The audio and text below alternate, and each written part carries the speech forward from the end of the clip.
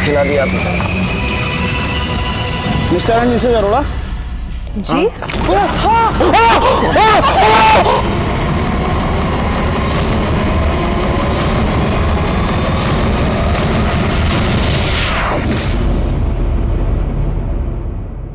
नमस्कार, मैं senior inspector Rajesh Jadhav crime petrol Dastak के आज के इस भाग में आप सबका स्वागत करता हूँ।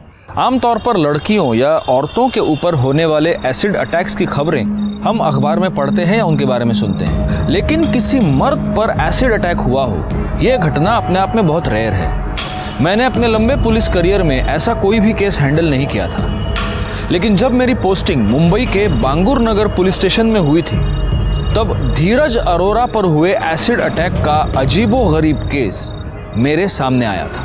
प्लीज जल्दी लेकर चलिए। धीरज धीरज सब ठीक हो जाएगा। धीरज सब ठीक हो जाएगा। प्लीज हटिए डॉक्टर साहब। आईसीयू में जल्दी। मैडम आप यहाँ पे रुकिए, चलो आईसीयू में, हरी अप।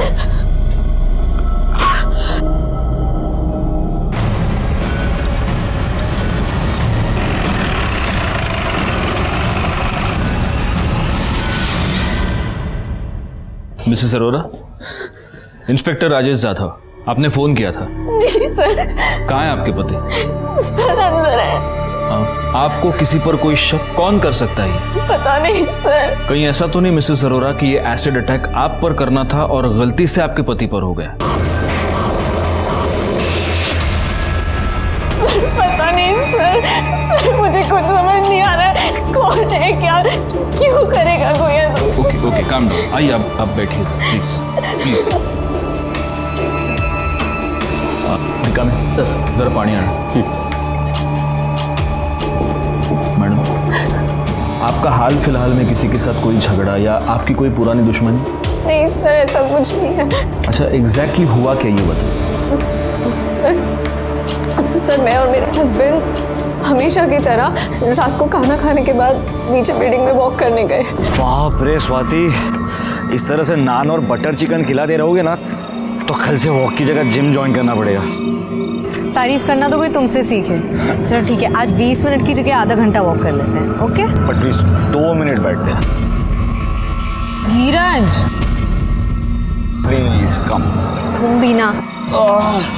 बस 2 minute please. Mister and missus Arora ji.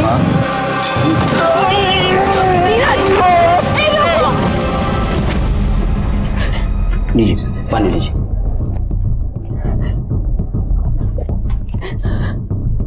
Sir काश वो एसिड अटैक धीरज की जगह मुझ पर कर देता, मुझे कुछ हो जाता कोई बात नहीं, पर धीरज का दर्द मुझसे सहा नहीं जाता। प्लीज अपने आप को संभालिए प्लीज। ये आपके हाथ को क्या हुआ? सर वो थोड़ा सा एसिड छलक के मेरे हाथों पर आ गया था, तो मैंने दवाई लगाई है सर। सर मैंने सेम ऑइंटमेंट धीरज के फेस पर भी लगाई थी ताकि बर्न का इफेक्ट ज़्यादा ना हो। थैंक गॉड आपने उन्हें फर्स्ट एड दी थी मिसेस अरोड़ा। उनकी सिर्फ बाहर की स्किन बर्न हुई है, अंदर की स्किन बच गई है। तो क्या हम धीरज का बयान ले सकते हैं? इम्पॉसिबल। उनकी जीभ पे एसिड का इफेक्ट हुआ है, वो बोल नहीं सकते। बोल नहीं सकते तो लिख तो सकते। That is also not possible. वो जब फेस पे एसिड गिरा तो उन्होंने अपने हाथ से उसको छुआ था, तो उंगलियां सारी बर्न हो गई है। It will take time. कितना? करीबन 7 से 10 दिन तो लग ही जाएंगे जीभ को हील होने के लिए। डिपेंड करता है उनकी बॉडी मेडिसिन को कैसे रिस्पॉन्ड करती है। मिसेस अरोड़ा, आप हॉस्पिटल के अकाउंट डिपार्टमेंट में 5 लाख रुपये जमा कर दीजिए। 5 लाख? अब ये ट्रीटमेंट और प्लास्टिक सर्जरी में इतना खर्चा तो हो ही जाएगा। सर हमारे सारे अकाउंट्स धीरज ही हैंडल करते हैं। अकाउंट्स में इतने पैसे हैं या नहीं मुझे नहीं पता, और सर अगर हैं भी तो उन्हीं के सिग्नेचर्स लगेंगे चेक से निकालने के लिए। हाँ, आपके पति क्रेडिट कार्ड यूज़ करते हैं? नहीं सर, हम लोग क्रेडिट कार्ड्स नहीं यूज़ करते। वेल जो भी है, कोई ना कोई सोल्यूशन तो आपको ढूंढना होगा, और वो भी बहुत जल्दी। धीरज अरोड़ा पर हुए एसिड अटैक के बाद स्वाति अरोड़ा की मुश्किलें और भी बढ़ रही थी। इस हादसे तक ये मिस्टर एंड मिसेस अरोरा बहुत ही खुशहाल जिंदगी जी रहे थे, लेकिन अब वो एक भयानक जुर्म का शिकार हो गए थे। और फिर हमेशा की तरह वही सवाल मेरे दिमाग में उभरा कि क्या इस अरोरा दंपति को इस होने वाले जुर्म की दस्तक मिली थी? जरूर मिली होगी, लेकिन वो उस दस्तक से सतर्क नहीं हुए, सचेत नहीं हुए, और नतीजा हुआ धीरज अरोरा पर उनकी ही सोसाइटी की गार्डन में हुआ एसिड अटैक।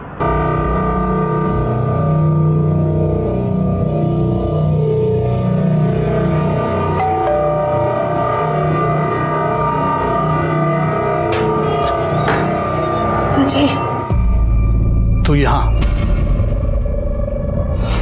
तेरी हिम्मत कैसे हुई यहाँ आने की? नहीं नहीं पिताजी, पिताजी एक बार मेरी बात तो सुनिए, मैं बहुत तकलीफ में हूँ। कौन है जी? सर धीरज अरोरा, जिस पर रात में एसिड अटैक हुआ था, उसके बिल्डिंग के कंपाउंड से ही एसिड की बोतल मिली है। पता करो ये एसिड की बोतल किस दुकान से खरीदी गई, आसपास के एरिया में पता करो। जी सर। और सर धीरज अरोरा के बिल्डिंग की सीसीटीवी फुटेज देखो।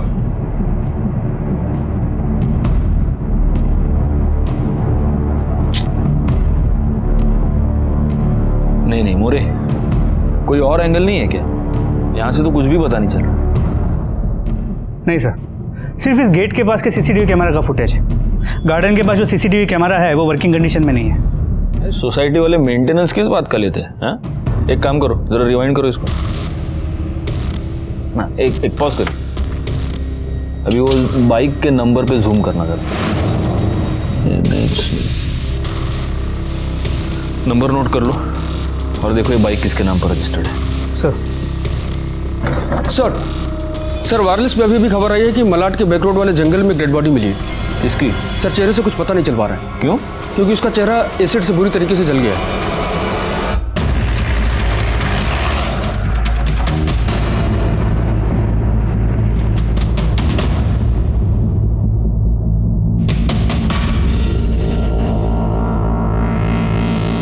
सर ऐसा लगता है कि ये लाश 2 दिन से यहाँ पड़ी हुई है। आइडेंटिटी? सर पॉकेट में तो कुछ भी नहीं मिला। आसपास किसी को पूछा? सर फेस एसिड से पूरी तरह से जल गया है, जिसकी वजह से कोई पहचान नहीं पा रहा है। बॉडी की इन्फॉर्मेशन आसपास के पुलिस स्टेशन में भेज देते हैं, शायद कहीं किसी ने कोई मिसिंग कंप्लेंट दर्ज की हो। पंचनामा करो और पोस्टमार्टम के लिए भेज दो।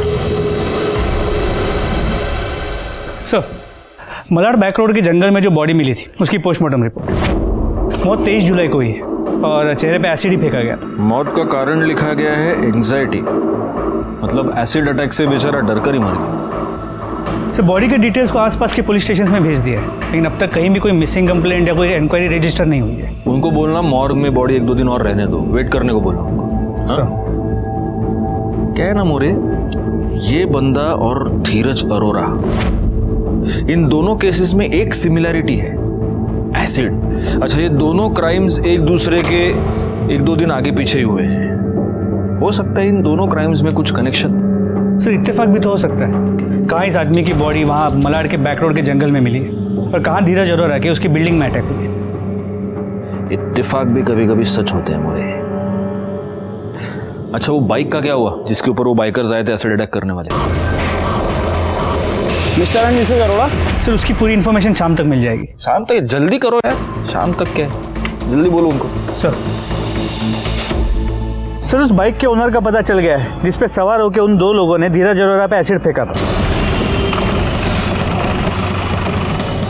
सलीम दुरानी। जी साहब, मैं सलीम दुरानी। ये बाइक आपकी है?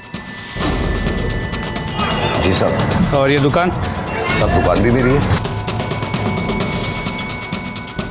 ये तुम्हारे यहाँ से खरीदा गया? जी साहब, ये मेरी दुकान। चलो। क्या हुआ सर?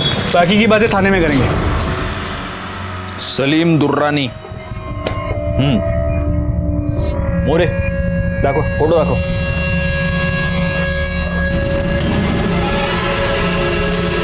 इन दोनों को देखा है?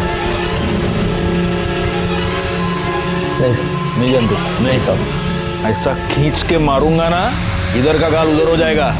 इन दोनों पर एसिड अटैक हुआ है, तेरी एसिड की दुकान है। सच बता, तूने खुद फेंका या किसी और से फेंकवाया? बोल। सब कसम खुदा की ऐसा गुनाह मैं क्यों करूंगा? यूं करेगा वो तो तू खुद बताएगा। देख, ये बाइक तेरी है। जी साहब, 3 दिन पहले ये बाइक मेरी चोरी हो गई थी।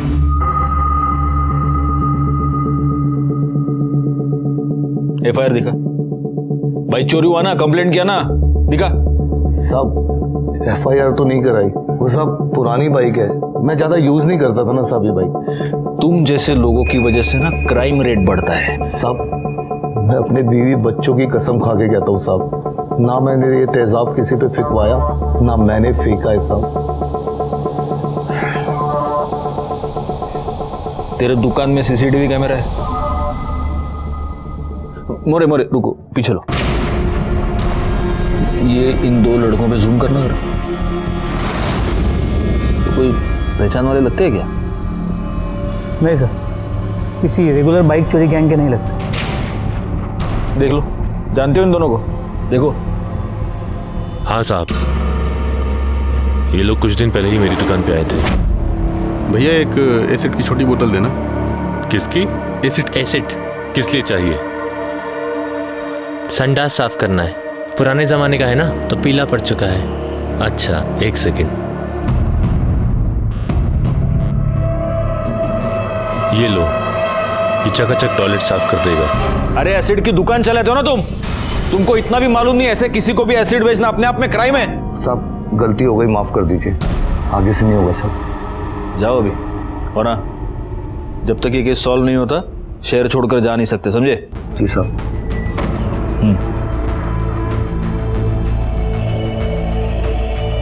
मोरे, जरा इसके कॉल डिटेल्स निकालना और अपने खबरियों को कह देना कि इस पर नजर रखें। हो सकता है ये दोनों लड़के इसी के हो सर।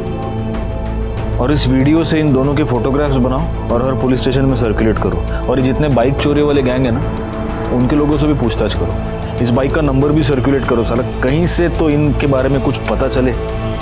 सर, साधारण सा लगने वाला धीरज अरोरा एसिड अटैक केस बहुत ही पेचीदा होता जा रहा था। अगर वो 2 चोर पकड़े जाते तो शायद ये केस सॉल्व हो जाता, लेकिन वो दोनों फरार थे। और चूंकि वो नए चोर थे, उनकी कोई भी हिस्ट्री, उनकी कोई भी पहचान हमारे पास नहीं थी। अगर उस लावारिस लाश की पहचान हो जाती तो शायद हमें ये पता चलने में आसानी होती कि क्या उस मर्डर में और धीरज अरोरा के केस में कोई कनेक्शन है या नहीं, लेकिन वो भी नहीं हो पा रहा था। ऐसे में हमारी सारी उम्मीदें टिकी थी खुद धीरज अरोरा पर, यानी उसके ठीक होने पर। मैडम प्लीज आप इतने पैसे तो लीजिए, आप मेरे पति का इलाज तो शुरू कीजिए। देखिए मैडम, आप समझने की कोशिश कीजिए, हम लोग पार्ट पेमेंट नहीं ले सकते, मेरी नौकरी चली जाएगी। प्लीज आप एक बार आगे बात तो कीजिए ना। मिसेस अरोरा, क्या हुआ? सर वो धीरज के इलाज के लिए पूरे पैसों का अरेंजमेंट नहीं हो पा रहा है। मैंने बताया था ना, सारे पैसे उनके अकाउंट में और उनकी उंगलियां जल गई हैं तो कुछ नहीं कर पा रहे। मैंने सारी ज्वेलरी बेच के बहुत मुश्किल से ये पैसे अरेंज किए, पर सर ये हॉस्पिटल वाले नहीं मान रहे। Sorry sir, it's against our policy.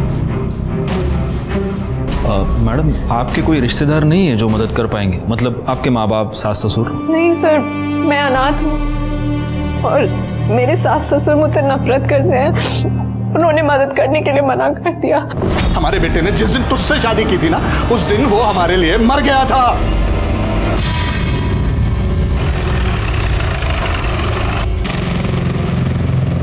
हमें सुनने में आया कि आपकी अपने बेटे और बहू से ज्यादा बनती नहीं थी।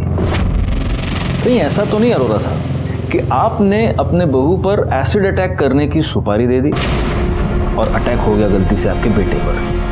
कैसी बातें कर रहे हैं इंस्पेक्टर साहब, हम भगवान से डरने वाले लोग हैं, इतनी गिरी हुई हरकत नहीं कर सकते हम। तो अपनी ही बहू से इतनी नफरत क्यों? बहू? इंस्पेक्टर साहब सच तो यह है कि हमने उसे कभी अपनी बहू माना ही नहीं। बस मेरे मना करने के बाद भी तूने इससे शादी की। इसके माँ बाप का पता नहीं, जाति धर्म का पता नहीं, ऐसे अपने घर की बहू नहीं मानूंगा। लेकिन अब इन सब बातों को 1 साल हो गया। आज आपके बेटे को आपकी जरूरत है। अगर बेटा ही नहीं रहा तो इस पैसे का क्या करेंगे आप? इंस्पेक्टर साहब बिल्कुल सही कह रहे हैं, अब हमें गुस्सा खत्म कर देना चाहिए। और वैसे भी कुछ दिन पहले धीरज तो माफी मांगने आया ही था ना। मुझे माफ कर दो। माफ? माफ़ी मांगने से कोई फ़ायदा नहीं है धीरज। अब हम लोग फैसला कर चुके हैं बेटा, हम अपना बिजनेस वाइंड अप कर देंगे और सब कुछ ट्रस्ट को देकर हम दोनों हरिद्वार चले जाएंगे। अरे पर डैड, आप ऐसा कैसे कर सकते हो? इतना बसा बसाया बिजनेस आप ऐसे कैसे बांट सकते हैं? देखो, आई एम सॉरी, मैं मानता हूं कि मुझसे गलती हुई है। देखिए, इसीलिए मुझे अभी भी लग रहा है कि आपको अपनी बहू पर एसिड अटैक करवाना था और गलती से हो गया बेटे पर। इंस्पेक्टर साहब, आप बार बार एक ही बात दोहरा रहे हैं और मैं बार बार एक ही बात कहूंगा कि हम इतनी नीच हरकत नहीं कर सकते। आप क्या कर सकते हैं और क्या नहीं, ये तो हम पता लगा कर रहेंगे। फिलहाल बस एक काम कीजिए, हॉस्पिटल चले जाइए, वरना बेटे से हाथ धो बैठेंगे। इस अनिल अरोरा को अभी अपने रडार पर रखना, उसके कॉल डिटेल्स निकालो और हाँ, ये पता करो कि वारदात की रात उसकी मोबाइल लोकेशन क्या थी, और उसके ज़रा बैंक डिटेल्स भी निकालना। इसको अभी हम क्लीन चिट नहीं दे सकते। हो सर। स्वाति जी, अब कैसा है धीरज? ठीक है धीरज, और हम आ गए हैं, सब ठीक हो जाएगा। एक्सक्यूज मी सर, धीरज। आप? मैं उसकी गर्लफ्रेंड। जी? जी, हमारी शादी होने वाली। क्या मैं उससे मिल सकती हूँ? हाँ। बेबी, क्या हुआ ये सब? कैसे हुआ? तुम ठीक हो ना? नहीं, हाथ नहीं, इंजरी है उन्हें। बहुत दर्द हो रहा है ना? मुझे अभी अभी पता चला और मैं तुरंत आ गई।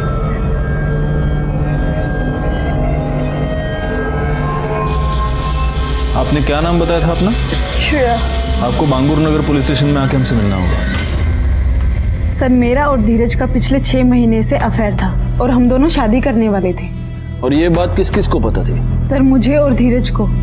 इनफैक्ट वो तो स्वाति से डिवोर्स लेने ही वाला था। श्रेया, मेरा घर और बिजनेस दोनों मेरे और स्वाति के नाम से जॉइंट है। बस एक बार मॉम डैड से बात करके ये स्वाति के साथ का सेटलमेंट वर्कआउट कर लो, फिर स्वाति को भी डिवोर्स दे दो। कहीं ऐसा तो नहीं हुआ श्रेया जी कि आपको बहुत गुस्सा आ गया क्योंकि ये धीरज आपको सिर्फ टहला रहा था, आपसे शादी करने का तो कोई इरादा था नहीं, और इसीलिए उस गुस्से में आपने ही वो एसिड अटैक करवाया? मैं ये सब क्यों करूंगी? मैं तो धीरज पे ट्रस्ट करती हूँ और धीरज मुझसे शादी करने वाला है। In fact Swati is a cheat. Enough Dheeraj, कितनी पियोगे? अरे नहीं पियूंगा तो घर जाकर उस धोखेबाज को झेलूंगा कैसे? कौन धोखेबाज? मेरी बीवी स्वाति, और कौन? क्या नहीं किया मैंने उसके लिए?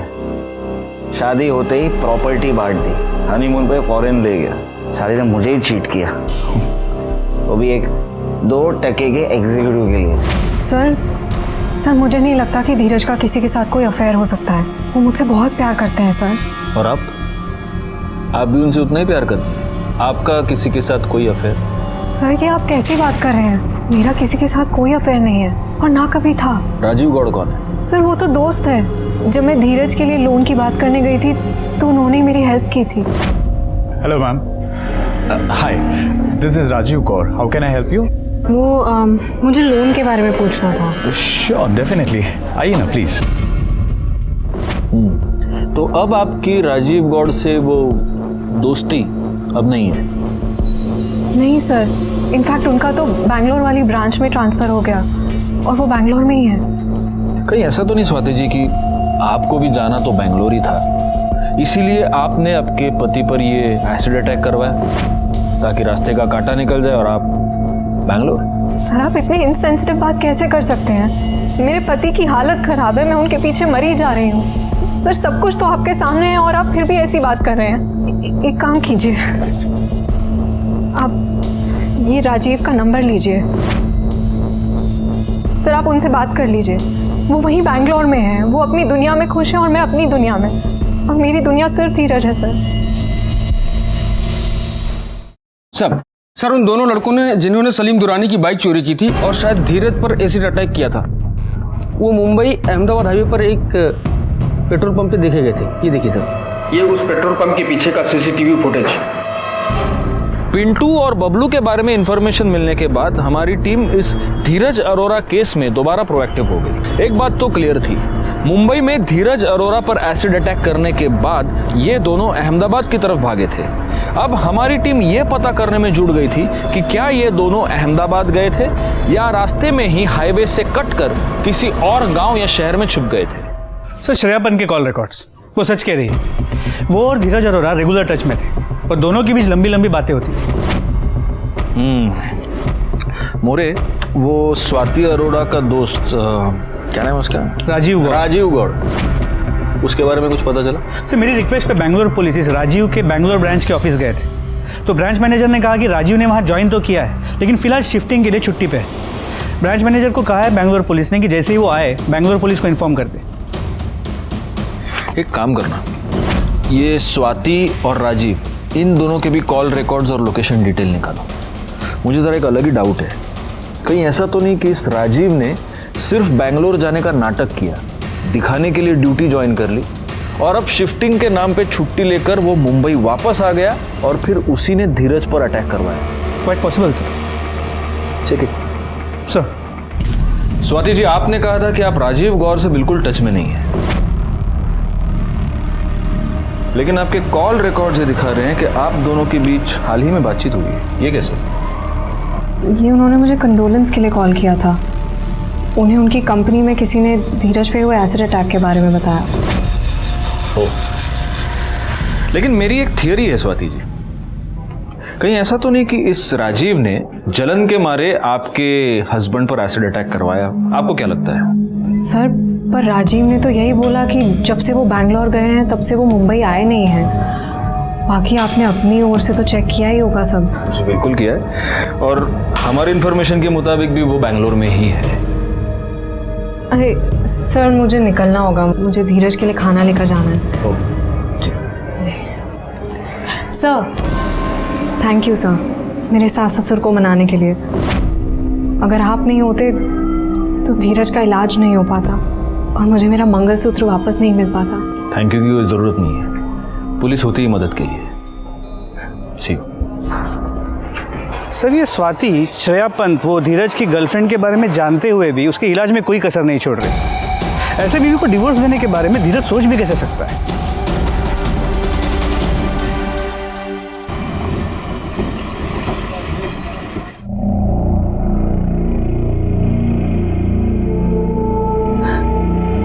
आई एम सॉरी धीरज, मेरा अब राजीव कौर के साथ कोई संबंध नहीं है। अगर तुम्हारा श्रेया के साथ कुछ भी है तो प्लीज उसे खत्म कर दो।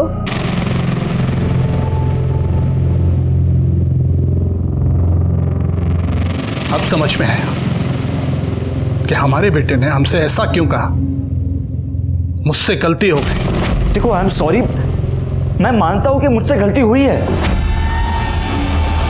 अच्छा है, हमें लगता है कि अब इसे बुद्धि जरूर आ जाएगी। अब्बा जी, मम्मी जी, आप दोनों प्लीज थोड़ी देर बाहर बैठिए। ये हमारा आपस का हस्बैंड वाइफ का मामला है।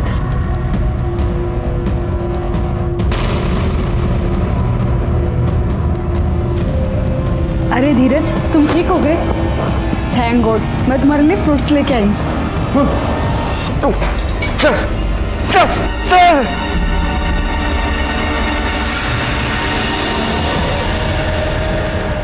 धीरज क्या हुआ तुम्हें?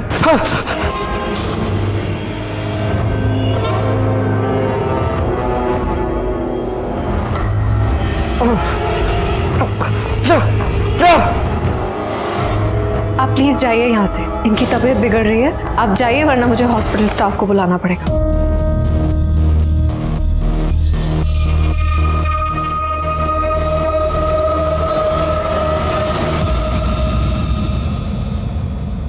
मैडम, कई बार मौत को करीब से देखने के बाद आदमी बदल जाता है। सर मुझे तो विश्वास ही नहीं हो रहा कि ये वही धीरज है जिसने स्वाति को डिवोर्स देना था तो सबूत इकट्ठा करने के लिए प्राइवेट डिटेक्टिव हायर किया।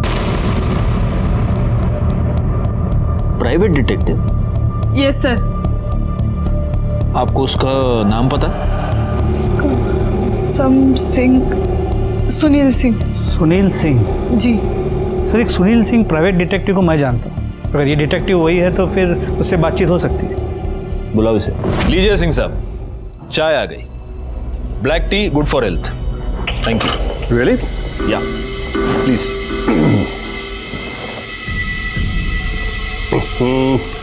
ये तो बहुत कड़वी है। पुलिस की जो है। बताइए सर।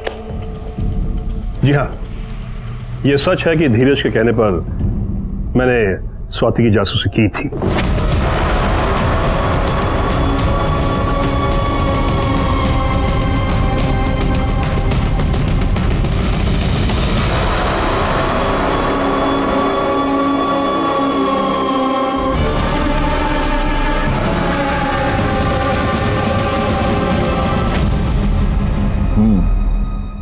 तो वो सारे फोटोग्राफ्स? सर, केस खत्म, फाइल बंद, मैंने सब जला दिया।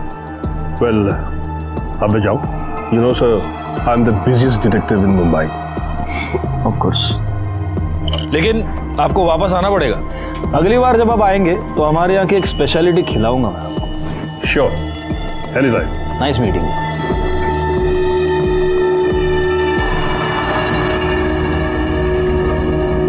सर, इस सिंह से तो हमें कोई नई इन्फॉर्मेशन नहीं मिली। एक बात हमें पता चली मौर्य, ये राजीव गौर स्वाति के लिए एक दोस्त से ज्यादा बहुत कुछ है। पर सर, फिर आइडियली तो धीरज ने राजीव पे या स्वाति पे या इन दोनों पे एसिड अटैक करवाना चाहिए था, लेकिन ये दोनों तो ठीक है। पता नहीं क्यों मुझे ऐसे लग रहा है कि इस सिंह को और भी बहुत कुछ ज्यादा पता है, लेकिन हमें बता नहीं रहा। इसके कॉल डिटेल्स या मोबाइल लोकेशन डिटेल्स निकालेंगे तो उससे कुछ पता नहीं चलेगा, क्योंकि वो तो उनको मैनिपुलेट करता ही होगा। इसकी कुंडली निकालने के लिए इसके बैंक अकाउंट के डिटेल्स निकालो। सर। अच्छा, उस लाश का क्या हुआ जो मालाड के बैक रोड पे मिली थी? सर, अब तक उसकी कोई इन्फॉर्मेशन नहीं मिली। और राजीव गौर? सर, इस राजीव गौर ने अब तक बैंगलोर पुलिस स्टेशन में रिपोर्ट नहीं किया। लेकिन वो है तो बैंगलोर में ही ना? जी सर, स्वाति ने बताया था कि जब उसकी बात हुई थी राजीव से वो बैंगलोर में था, और उसके मोबाइल लोकेशन के हिसाब से भी वो बैंगलोर में ही था। नहीं, बहुत हो गया। बैंगलोर पुलिस को बोलो कि उसकी मोबाइल लोकेशन ट्रेस करे और उठा ले उसको इंटरोगेशन के। जी सर।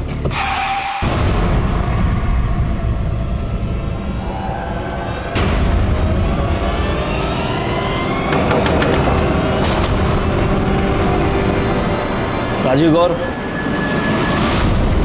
अरे हाँ बाबा, मैं भूल गया, आज सुबह गोली घर पे ही भूल गया। इधर मंगा तो इधर है केमिस्ट बाजू में। चलो तुम रखो फोन चोपा, चलो रखो। Bye bye bye. हाँ सर, बैंगलोर पुलिस ने बताया कि राजीव गौर लापता है। लापता है? तो इतने दिन से फोन पे बात कौन कर रहा है? सर, राजीव ने अपना फोन अपने एक दोस्त उत्तम पॉल को दिया था, और वही सबसे राजीव गौर बन के बात कर रहा था। क्यों? तो उसने कहा कि राजीव ने ही उसे ऐसे करने के लिए कहा। इसका मतलब ये राजीव गौर बहुत पहले से ही बैंगलोर से निकल चुका है, और अगर वो बैंगलोर में नहीं है तो वो जरूर मुंबई में ही होगा। सर, डिटेक्टिव सिंह को राजीव गौर के अकाउंट से भी पैसे ट्रांसफर हुए थे। सर, डिटेक्टिव सिंह के बैंक अकाउंट डिटेल्स।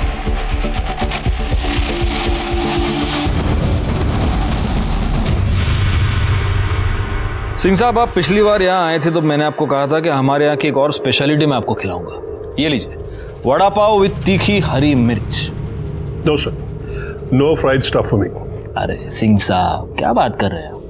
मुंबई में कभी कोई वड़ा पाव को ना नहीं कहता। प्लीज प्लीज प्लीज लीजिए, I insist, please. He is insisting. Thank you.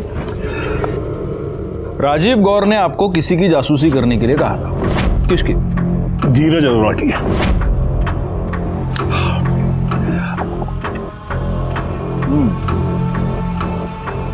बड़े कमाल के डिटेक्टिव हैं आप। मतलब किसी के कहने पर आप किसी की जासूसी करते हैं, फिर आप उसी को बताते हैं कि ये बंदा तुम्हारी जासूसी करवा रहा है, और आप उससे भी पैसे ऐंठते हैं। क्या करें सर, धंधा है हमारा। और ये बात हमको बताना आपने जरूरी नहीं समझा। वो क्या है ना सर, वकीलों से सीखा है, जितना पूछे उतना बोलो। आपने पूछा नहीं, हमने बोला नहीं। तो इस राजीव गौर ने धीरज अरोड़ा की जासूसी करने के लिए आपको क्यों कहा था?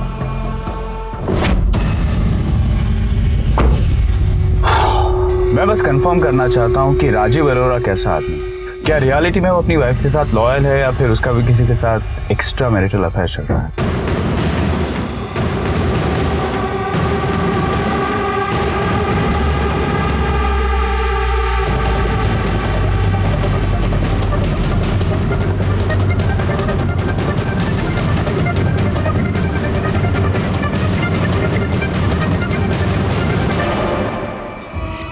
सोचो, स्वाति इस हरामखोर के लिए मरी जा रही है। बस इतनी कहानी है। अब मैं चलूं सर, क्योंकि you are the busiest detective in Mumbai. Right you are. मिलते सर।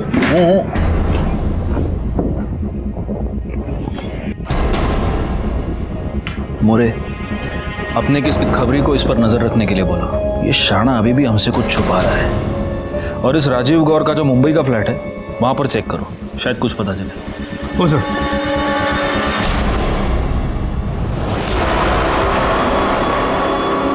छुपे रहो, बाहर कहीं मत निकलना। खतरे के बादल और घने होते जा रहे हैं, समझे? सर, राजीव गौर अपने मुंबई के एड्रेस पे भी नहीं मिला और उसके पड़ोसियों ने भी यही कहा कि वो बैंगलोर शिफ्ट हो गया है। मोरे, वो जो एसिड अटैक वाली लाश मिली थी उसको क्लेम करने के लिए कोई आया क्या? नहीं सर, उस बॉडी की अब तक कोई भी लीड नहीं मिल पाई है। कहीं ऐसा तो नहीं कि वो लाश राजीव गौड़ की है?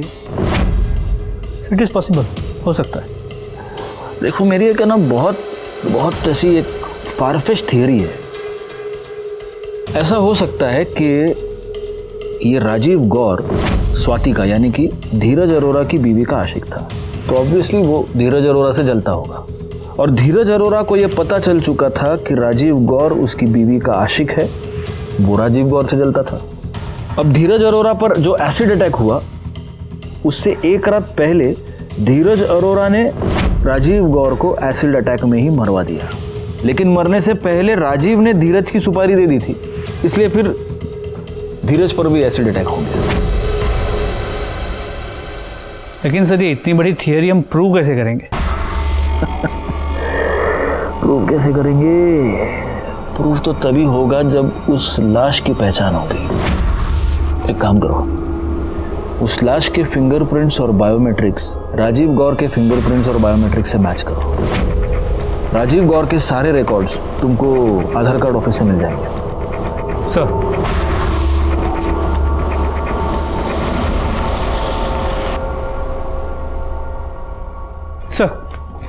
राजीव गौर के बायोमेट्रिक्स उस बॉडी से नहीं मिल रही जो हमें मालाड बैक रोड के जंगल में मिली थी। तो फिर ये बॉडी किसकी है? किसी घनीराम सोनी की। भरतपुर राजस्थान का रहने वाला है। उसकी बीवी ने वहाँ के लोकल पुलिस स्टेशन में उसकी मिसिंग कंप्लेंट रजिस्टर की थी। बॉडी को राजस्थान पुलिस को हैंडओवर करने के लिए प्रोसीजर शुरू कर दिया है। एक बार फिर धीरज अरोरा केस में हम अटक गए थे। राजीव गौर कहाँ था? धीरज अरोरा पर एसिड अटैक किसने करवाया? वो लड़के जिन्होंने सलीम दुरानी की बाइक चुराई थी और शायद जिन्होंने धीरज अरोरा पर एसिड अटैक किया था वो कहाँ थे? इन सारे सवालों ने हमें जकड़ लिया था और इनके जवाब दूर दूर तक नजर नहीं आ रहे थे। अबे यार, दमन में पक गए यार, कुछ है ही नहीं इधर मजा करने का। चलते हैं उदयपुर, मजा आएगा। रोक इधर, गाड़ी रोक, लाइसेंस दिखा। बत्ती रखो ना, बच्चों को मिठाई उड़ेगी। चल, 100 रुपये। चल साइड में गाड़ी रोक इधर, बस।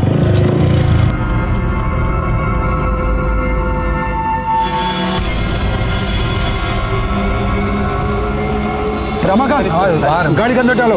ये लोग मुंबई से भागे हुए चोर हैं। चलो चलो। लाइसेंस नहीं दिया, जेल में डालेंगे साहब। सर, वो दो चोर जिन्होंने सलीम दुरानी की बाइक चुराई थी और शायद धीरज अरोरा पे एसिड अटैक किया था, दोनों दमन में पकड़े गए।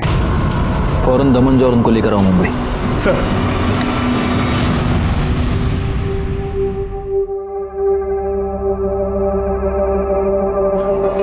हेलो, कैसी तबीयत है इनकी? काफी बेहतर है।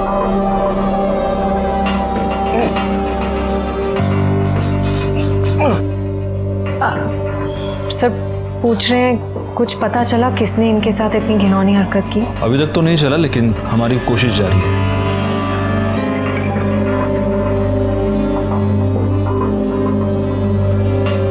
ये क्या बेटा, तू दाल चावल खा रहा है? मैं तेरे लिए मटन का सूप लेके आई हूँ, तुझे बहुत पसंद है ना? मटन? ना ना ना। तू पी के तो देख, मैंने बहुत शौक से तेरे लिए खास करके बनाया है, और तू पिएगा ना तो वापस चुस्त और तंदुरुस्त हो जाएगा। ये ले बेटा। धीरज, क्या हुआ बेटा? तुझे तो नॉनवेज पसंद है ना? तुम अपने हाथों से खिलाओ उसे। एक बार खा के देख तो स्वाद वापस आ जाएगा। मैंने तेरे लिए इतना शौक से बनाया। ये ले। अरे ले तो सही। नहीं बेटा ले ना।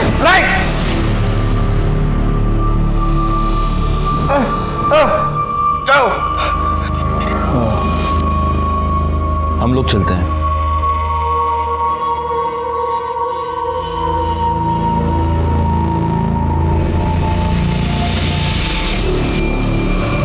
साहब,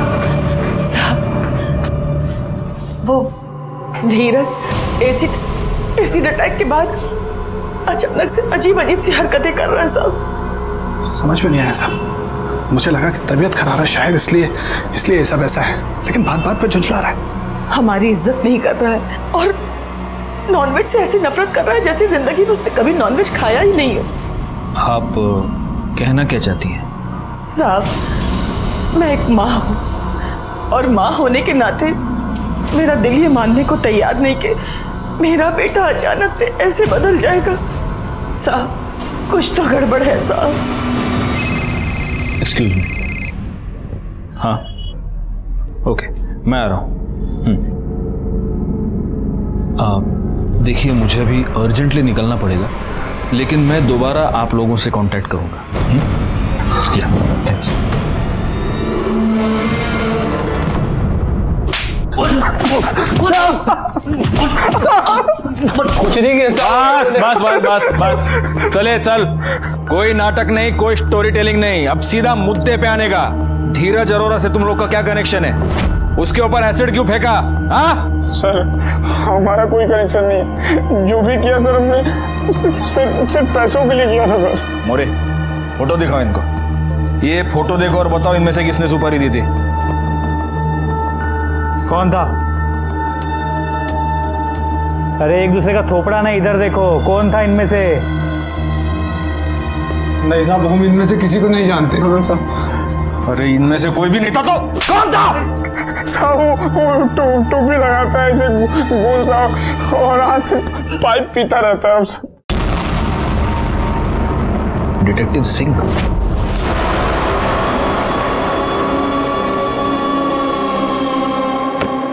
टाइम याद रखना, ठीक 9 बजे, शांति गार्डन सोसाइटी के गार्डन में। ओके, हो जाएगा सर। सर, हम उसी दिन एसिड खरीदने के लिए सलीम के यहाँ गए, तभी हमारी नज़र उसकी बाइक पे पड़ी। फिर हमने प्लान किया कि हम उसकी बाइक चुरा लेंगे, और अगली सुबह हमने उसकी बाइक चुरा ली, और अगले दिन हम रात के 9 बजे धीरज की बिल्डिंग में पहुँच गए। और वो घनीराम सोनी, फोटो दाखवा ना, इसको क्यों मारा? हाँ, हमने नहीं मारा साहब। तो तुम्हारी मोबाइल लोकेशन मर्डर स्पॉट की क्यों है? सच बताओ, वरना इतनी मिर्ची खिलाऊंगा ना तुम लोगों को, मिर्ची खा के मर जाओगे। रिका में क्यों नहीं मिर्ची? नहीं साहब, बता रहे सिंह साहब ने बोला था कि उसी एरिया में किसी के चेहरे पे एसिड फेंक देना। हमने सिर्फ उसके चेहरे पे एसिड फेंका था, बाकी वो खुद तड़प के मर गया। और सर, एक और बात, हमने धीरज अरोड़ा के ऊपर एसिड नहीं फेंका था, सिर्फ कलर वाला पानी फेंका था।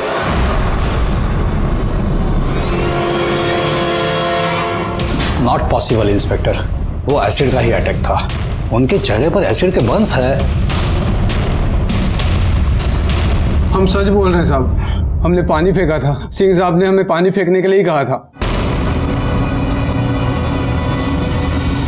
जी हाँ सर, मैंने उनसे पानी फेंकने को कहा था, और किसी एक पर एसिड। ऐसा क्यों किया आपने? सर, मुझे राजीव गौर ने कहा था, और उसने इस काम के लिए मुझे पैसे दिए थे। राजीव गौर कहाँ है? सर, केस खत्म होने के बाद मैं अपने क्लाइंट्स के टच में नहीं रहता, मुझे नहीं पता वो कहाँ है। आप फंस चुके हैं मिस्टर सिंह, आपने जुर्म किया है, चार्जशीट में आपका भी नाम आएगा। तब तक हमारे मेहमान बने रहिए, बहुत बिजी रह लिए आप, सरकारी खर्चे पे आराम कीजिए। इस डिटेक्टिव सिंह ने जो बताया उससे एक बात तो साफ है कि इस पूरे प्लान का मास्टरमाइंड ये राजीव गौर ही है। लेकिन ये सब इसने किया क्यों, इसका क्या फायदा? और वो तो गायब भी है। मैं एक माँ हूँ और माँ होने के नाते मेरा दिल ये मानने को तैयार नहीं कि मेरा बेटा अचानक से ऐसे बदल जाएगा। साहब कुछ तो गड़बड़ है साहब।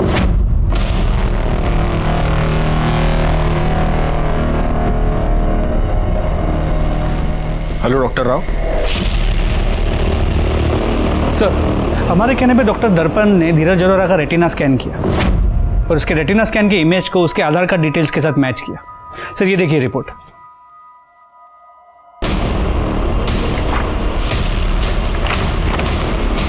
चलो मोरे, धीरज अरोरा से मिलते हैं। ये ले बेटा, आज मैं तेरे लिए वेज सूप लाई हूँ, ये तो पिएगा ना? ये बहुत तो पिएगा अच्छा ना? किया माँ जी, आप वेज सूप लेकर आ गए।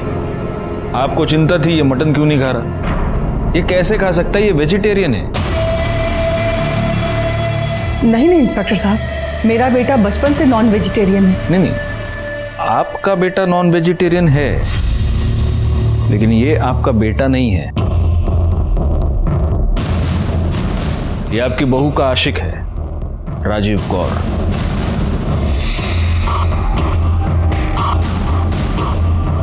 सर ये आप क्या कह रहे हैं सर? ये मैं नहीं कह रहा हूं स्वाति जी, ये जो बायोमेट्रिक रिपोर्ट है ना इसकी, ये कह रही है।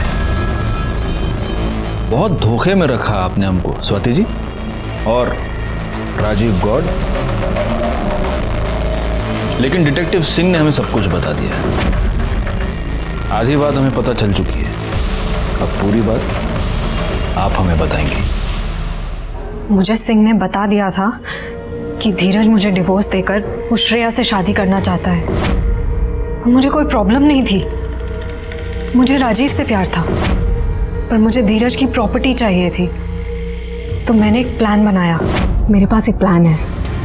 हम किसी भी एक रैंडम आदमी के चेहरे पर एसिड फेंकवाते हैं, पर वो आदमी इसी पुलिस स्टेशन एरिया का होना चाहिए। जब पुलिस इन्वेस्टिगेशन करेगी तो उन्हें लगेगा कि राजीव मर गया, और अगले दिन राजीव के चेहरे पर भी एसिड फेंकवाते हैं, पर वो एसिड नहीं होगा, वो पानी होगा।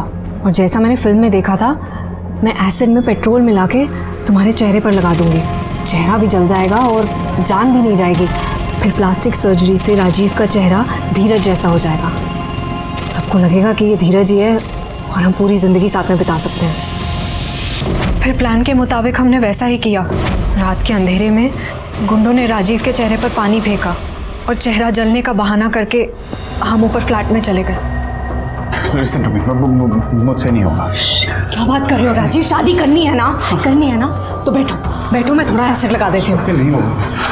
देखो प्रॉपर्टी चाहिए तो ये करना पड़ेगा। स्वाति जलेगा, मुझसे नहीं होगा। अरे मैं एसिड में पेट्रोल मिला के लगा रही हूँ तो ज्यादा कुछ नहीं होगा, थोड़ा सा जलेगा, सह लेना।